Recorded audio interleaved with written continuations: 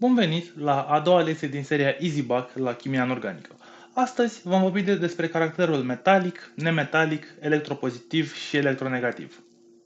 Ca o scurtă introducere pentru lecția de astăzi, vom vorbi despre elementele chimice din grupa 8A, ce sunt cunoscute drept și gaze nobile. Un gaz nobil este un element ce are o configurație electronică de octet, adică NS2-NP6. Astfel de gaze sunt heliul, care este singurul care se abate de la această regulă, neonul cu configurație 1s2, 2s2, 2p6, argonul cu configurație 1s2, 2s2, 2p6, 3s2, 3p6.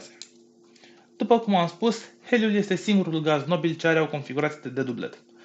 Aceste elemente se numesc gaze nobile deoarece ele se găsesc în stare pură în natură și reacționează foarte greu cu alte elemente chimice. Toate celelalte elemente chimice doresc și ele să ajungă la această stabilitate pe care o au gazele nobile, dar nu pot deoarece au electroni care îi împiedică. Astfel, ei vor ajunge la configurația de octet fie prin primire, fie prin cedarea de electroni. Astfel, vor apărea ionii pozitivi și ionii negativi. Caracterul metalic. Pentru a vă da un prim exemplu de elemente care cedează electroni, vom vorbi despre metale, adică despre sodiu. Sodiul are configurația electronică 1s2, 2s2, 2p6 și 3s1. Observăm că cea mai apropiată configurație de octet este 2s2, 2p6. Astfel, sodiul va putea ceda un electron pentru a ajunge la configurația 1s2, 2s2, 2p6.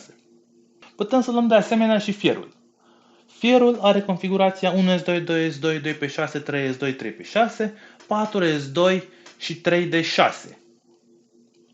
Fierul poate ceda 3 electroni, îi poate ceda pe cei doi de pe statul 4s și poate ceda electronul de spin paralel din primul orbital din substratul D.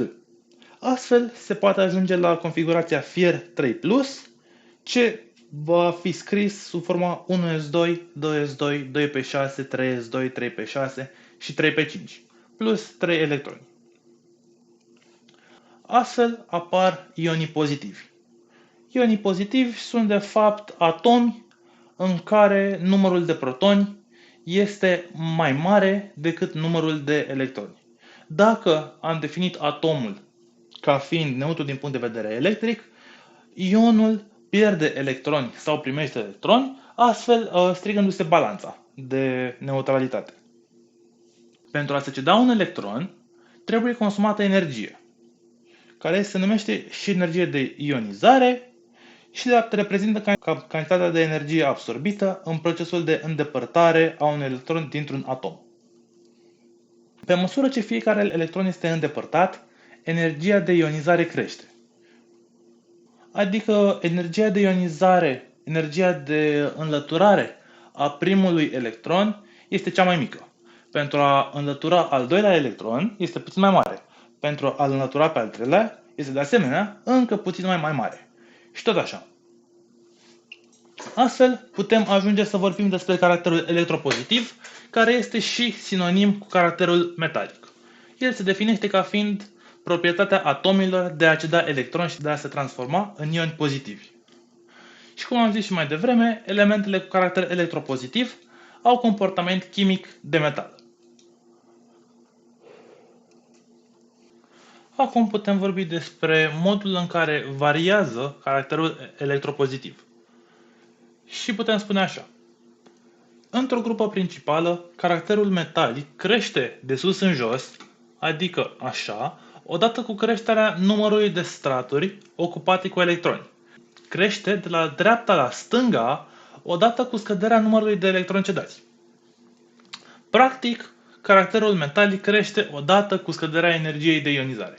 Dacă ne gândim, cu cât un electron este mai îndepărtat de nucleu, cu atât energia de atracție pe care o emite nucleul este mai mică. Deci, acest lucru face ca cedarea de electroni să fie mult mai ușoară. Acum putem trece să vorbim despre caracterul nemetalic și despre el putem să afirmăm, într-o manieră mai simplă, că funcționează invers caracterului metalic. Cum adică? Dacă am zis că elementele metalice vor ceda electroni pentru a atinge configurația de octet, elementele nemetalice doresc să primească electroni pentru a atinge această stare de octet. Astfel am luat exemplu clorul cu configurația 1s2, 2s2, 2p6, 3s2 și 3p5. Am zis că el primește un electron și astfel devine ion negativ de clor minus și va fi 1s2, 2s2, 3s2, 3p6. Pentru a face acest lucru mai clar, am dat aici încă câteva exemple pentru flor, oxigen și sulf. Vedem că florul trece din 1s2, 2s2, 2p5 în 1s2, 2s2, 2p6. Oxigenul trece din 1s2, 2s2, 2p4 după primirea a 2 electroni în oxigen cu 2 minus și este 1s2, 2s2, 2p6. La fel facem și pentru sulf. Și astfel putem să spunem că ionii negativi se obțin din atomi prin acceptarea de electroni. Într-un ion negativ, numărul de electroni din învelișul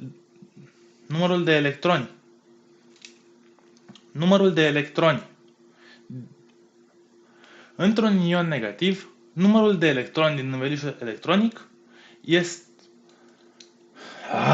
Într-un ion negativ, numărul de electroni din învelișul de electroni este mai mare decât numărul de protoni din nucleu.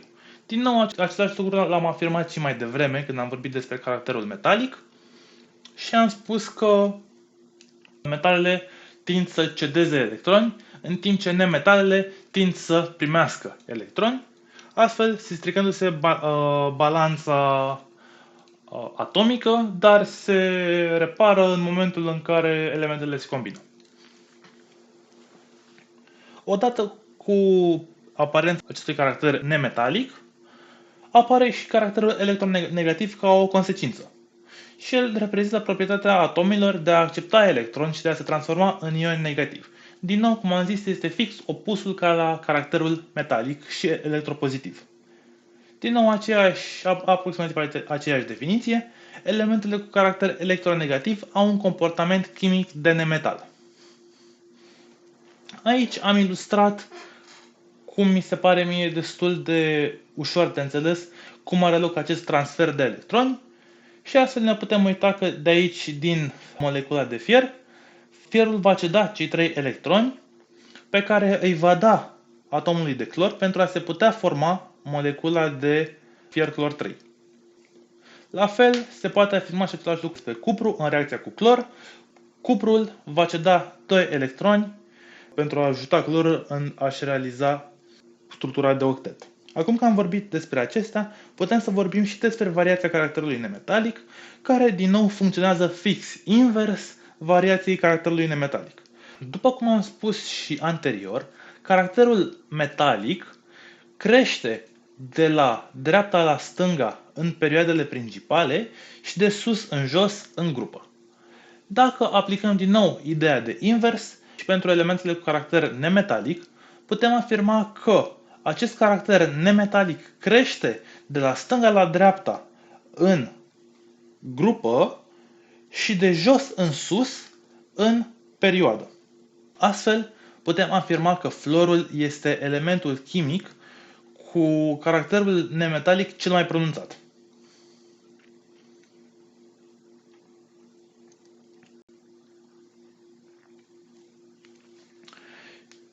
Și din nou aici o definiție care eu unul nu-i văd rostul, dar este în programa de bacalaureat, așa că mă simt nevoit să vă arăt. Este aproape sinonimă cu caracterul nemetalic, dar o voi citi. Electronegativitatea unui element reprezintă capacitatea unui atom al elementului, făcând parte dintr-un compus, de a atrage electroni înspre el. Dacă un atom al unui element are o tendință puternică de a atrage electroni, elementul este puternic electronegativ și are electronegativitate mare. Dacă un atom al unui element are o tendință accentuată de a pierde electroni, Elementul este puternic electropozitiv și are o electronegativitate mică. Prin acest termen umbrelă electronegativitate se introduce atât caracterul pozitiv și caracterul electronegativ. Dacă un element are caracter electropozitiv, electronegativitatea lui este mică. Dacă un element are caracter electronegativ, electronegativitatea lui este mare. Acum, avem de reținut câteva chestii importante pentru BAC, și anume variația caracterului nemetalic în grupa 7A. Și practic vom spune așa, că fluorul are caracterul electronegativ cel mai pronunțat, deci îl are mai pronunțat decât clorul. Clorul are caracterul electronegativ mai pronunțat decât bromul și bromul are caracterul electronegativ mai pronunțat decât iodul. Astfel, fluorul poate să înlocuiască pe oricine în reacție dacă este vorba de halogeni. Clorul îi poate înlocui doar pe brom și iod și bromul poate înlocui doar iodul. Astfel, haideți să vă dau câteva exemple de reacții. Vom face reacția sodiului cu iodul. E sodiu plus iod 2, rezultă sodiu-iod, egalăm reacția 2 sodiu, 2 compus. Și vom avea 2 la compus. Am egalat reacția. Bun. Astfel, noi dacă avem iodură de sodiu și adăugăm brom, o punem să reacționeze cu brom, va rezulta bromură de sodiu. Brom 2 aici. Așa. Plus iod 2. Și ca să egalăm, punem 2 aici și am egalat. După cum putem vedea, bromul a scos iodul din reacție. Dacă facem din nou aceeași reacție pentru bromura de sodiu, dar acum adăugăm clor, ne va ieși clorură de sodiu plus brom 2. Din nou egalăm reacția. Pardon, fără 2 aici, mă scuzați. Și din nou, dacă este să avem reacția clorură de sodiu plus fluor 2, va rezulta fluorură de sodiu plus clor 2. Și punem aici 2 și 2. Așa. Informațiile pe care le-am prezentat de data aceasta sunt relevante pentru subiectul de tip 1A, adică subiectul de tip grilă. Și pentru un singur exercițiu din subiectul de BAC, din nou la sfârșitul acestei serii vom rezolva împreună câteva variante de BAC pentru a vă arăta exact cum trebuie redactate și cum arată o variantă de 10.